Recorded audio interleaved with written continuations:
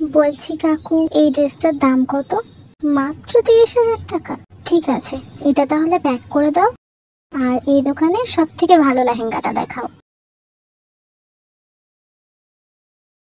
এই শাড়িটার দাম কত বলছো?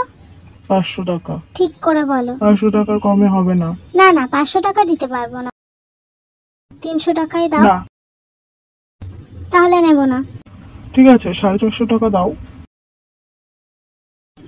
না, আমি 300 টাকার 1 টাকাও বেশি দেব না। আচ্ছা, 320 টাকা দাও। 310 টাকা দেব, হবে? হ্যাঁ বল। না রে, হ্যাঁ জানি তো আমি। কি বলিস? 2 hours later. তুই তো বললি আমাকে।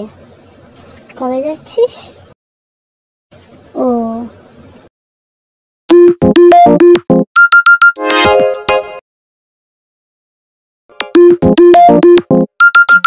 কি রে, কখন থেকে ফোন করছি, তুলছিস না?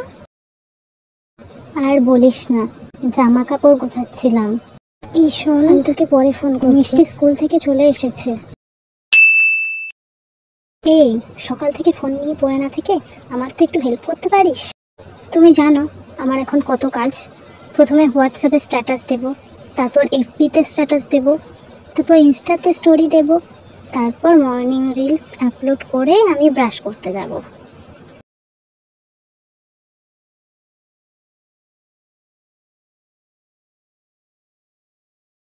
সাড়ে 5টা বেজে গেল, কত কাজ বাকি। বাসন মাজতে হবে, ঘর মুছতে হবে, ব্রেকফাস্ট বানাতে হবে, টিফিন রেডি করতে হবে। তাড়াতাড়ি উঠে পড়ি। আমি তোমাকে ভালোবাসি।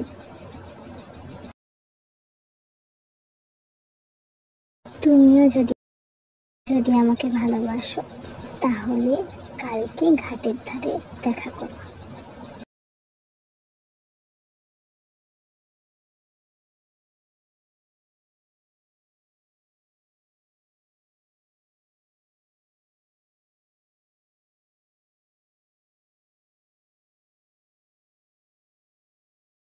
আর কি কি বাকি আছে? চিনি, চা, বিস্কুট, চানাচুর, ময়দা, তেল, সাবান, শ্যাম্পু। এই,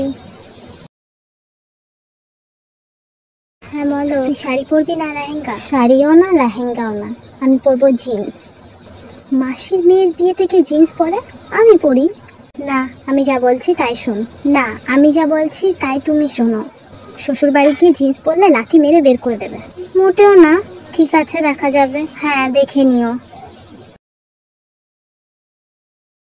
মা, আমি আসছি। হ্যাঁ যাও।